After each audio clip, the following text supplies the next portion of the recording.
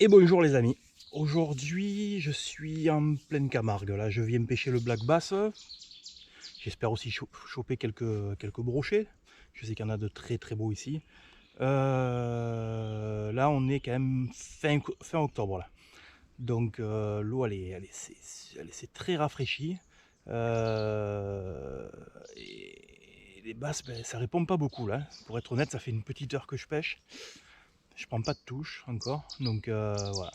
Donc je m'étais mis avec un leurre, hop, il est là, coloris bleu, ouais, noir bleu avec des paillettes bleues. C'est une valeur sûre pour moi ça, ce coloris. J'aime beaucoup, mais j'ai pas de résultat avec. Donc ce que je vais faire, je vais passer avec mon sauve bredouille.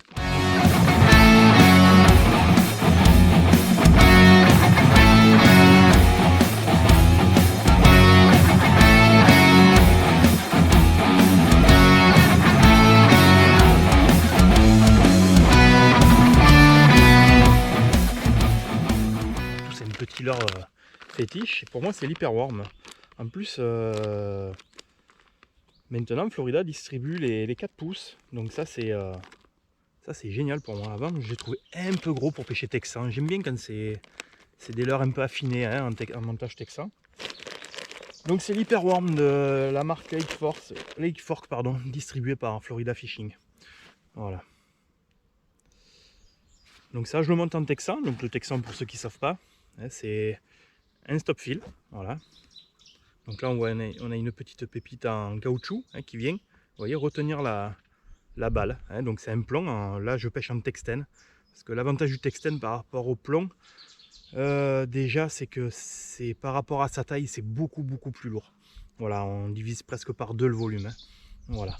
Donc ça, ensuite l'hameçon, vous voyez, qui a une forme bien spécifique. Et qui nous permet, donc je vous montre, de piquer donc sur le haut du leurre dans le nez. Donc je pique comme cela. Je viens passer, vous voyez, hop, comme cela l'hameçon. Je vais jusqu'au bout de l'ampe et je le tourne de façon à ce qu'il vienne se mettre dans le petit, vous voyez, comme ça, hop, et tac. Et ça fait qu'il y a une petite butée qui l'empêche de reculer. Et ensuite, je regarde à peu près où il vient et je viens le repiquer. Et je fais ressortir par-dessus le dos l'hameçon. Donc là, on pourrait se dire, ça y est, c'est monté. Mais non, comme on va pêcher quand même dans pas mal d'obstacles, des herbiers, des branches, il faut sécuriser le leurre. Sinon, il ne faudrait que perdre des montages et au prix des plombs texans, croyez-moi qu'il vaut mieux éviter. Et hop, je viens repiquer l'hameçon dans le leurre. Ensuite, je viens poser donc la balle ici. Et hop, et je pousse ma petite pépite. Ce qui fait que le plomb-balle ne peut plus descendre. Voilà, et là, on pêche en toute sécurité. De temps en temps, les black bass, eux, demanderont quand même. Pourquoi, je sais pas. C'est parfois que le montage soit un petit peu plus libre. Et voilà, bon, c'est leur humeur, hein, c'est comme ça. Donc ça, c'est à vous de le découvrir hein, au moment où vous irez pêcher. Mais moi, j'aime bien, là, dans ce genre d'endroit, pêcher avec le plomb collé. Si au bout d'une petite heure, j'ai pas de touche, voire même avant, je décalerai le stop fill pour donner un petit peu plus d'articulation, mais peut-être que ça engendrera quelque chose. Et voilà. Donc voilà, je pêche avec ça aujourd'hui. On va essayer, on va voir ce que ça donne. Allez, à tout à l'heure.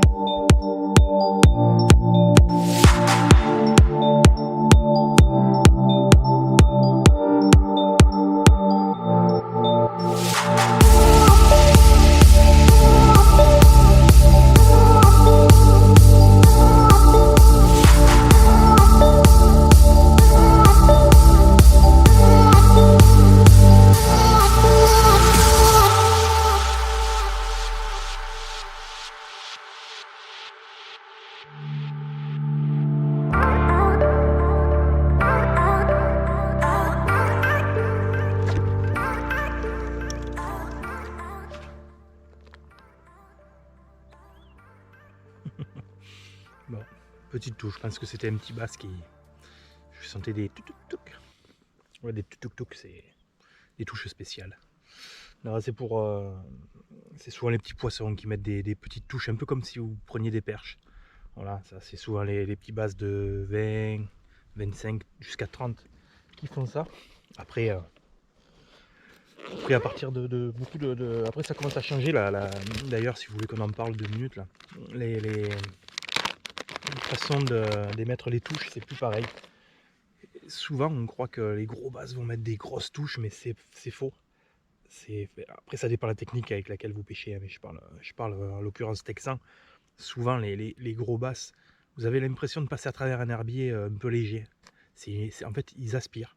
C'est une aspiration, et donc là, si vous avez la chance de ferrer à ce moment-là, bon, mais il n'y a pas de problème.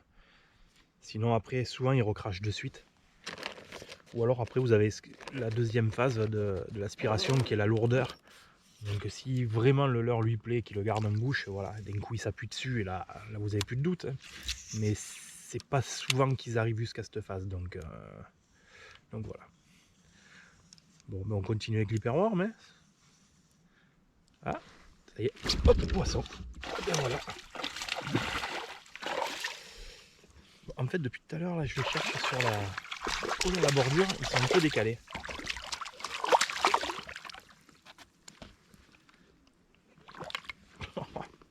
Voilà. C'est encore pas un monstre, mais vous avez vu comme ils sont ronds pour un mois d'octobre. Oh, ils vont passer un bel hiver. Je pense qu'il n'y a pas de souci là. Ah ouais. Et bien sûr, j'ai pas pris ma pince. Hop là. Voilà. Hop là, hyperworm. Allez, on va le remettre à l'eau.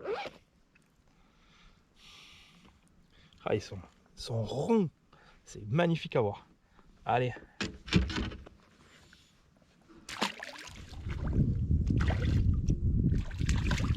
Allez, viens, attends.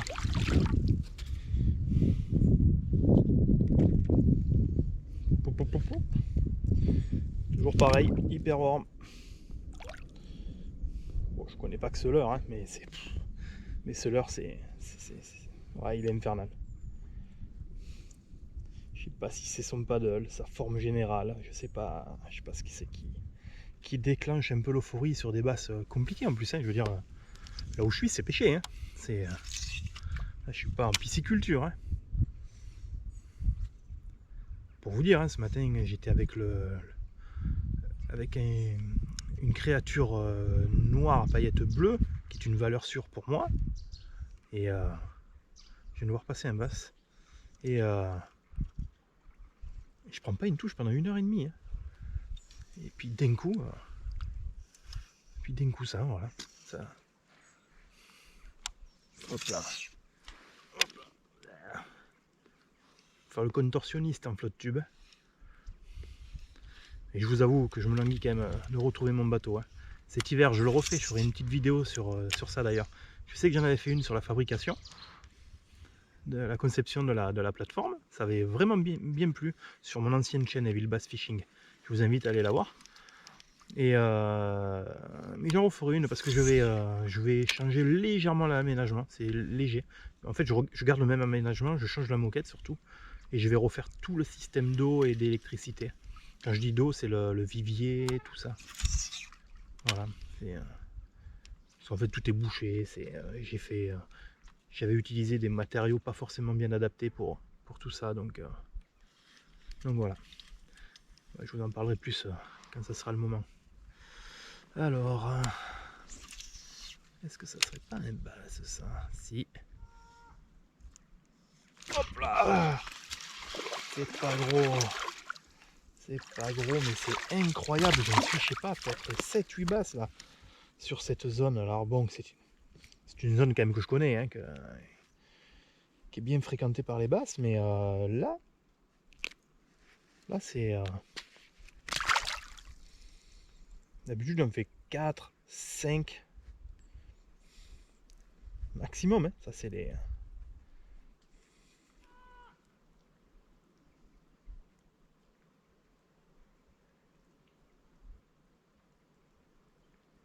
Puis là, j'en suis à, je sais pas, avec ce leurre, peut-être 4 basses encore. Il n'est pas encore déchiré. Je dis pas que ça se déchire pas, attention, hein, c'est très fragile. Hein. Mais franchement, sur des petits basses, c'est vraiment pas mal. Hein. Ça m'a foutu un bordel dans la canne d'ailleurs là. Hop là. Allez, on va voir s'il y en a encore, c'est jamais. Pff, je me fais toucher. Je me fais toucher encore. Oh, mais c'est quoi? C'est une colonie là? Encore manqué. Voilà, ça doit vraiment être petit là parce que en même temps j'ai fait un ferrage de ouin là. C'est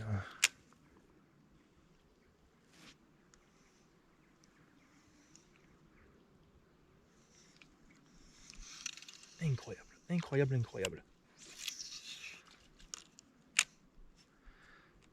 Alors je vais vous expliquer pourquoi je reste là et que je me fais tous ces petits basses là qui font entre 25 et 35. C'est que j'ai espoir qu'il y ait des gros autour qui, puis à force de dégommer les petits, de pouvoir prendre ça. Parce que je sais que c'est une zone à gros basses. Je comprends pas qu'il y ait autant de petits d'ailleurs. Donc j'ai espoir qu'il y ait, voilà, que les petits soient plus rapides que les gros et que ça arrive régulièrement ça.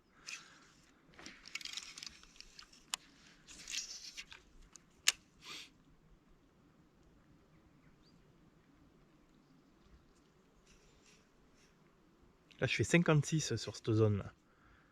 Avec un gros chat dans linéaire. Plein hiver, je cherchais le brochet. Autant vous dire que c'était pas voulu.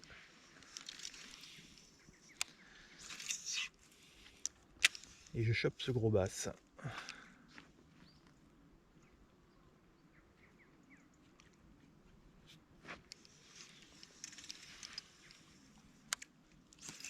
Je suis calé dans la Jussie, impeccable. Le flotte tube il bouge pas.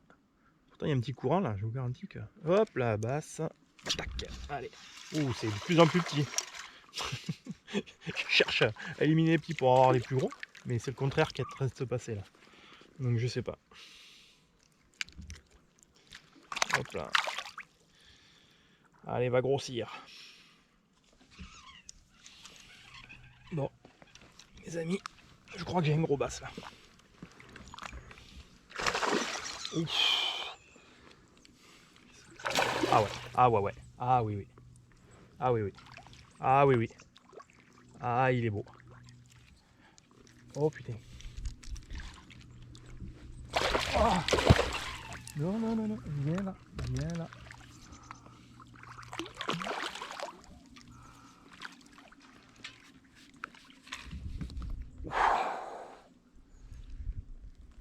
Popopopo. Celui-là, celui-là, il fait plaisir. Alors celui-là. Et il m'a défoncé l'hyperworm. Un truc de malade. Et vous voyez, le leurre, il est pas gros, hein, c'est ce que je vous disais. Oh, un truc de malade. Oh, oh génial. Génial, génial, génial. Le voilà, le leurre. Le basse que j'attendais. Bon.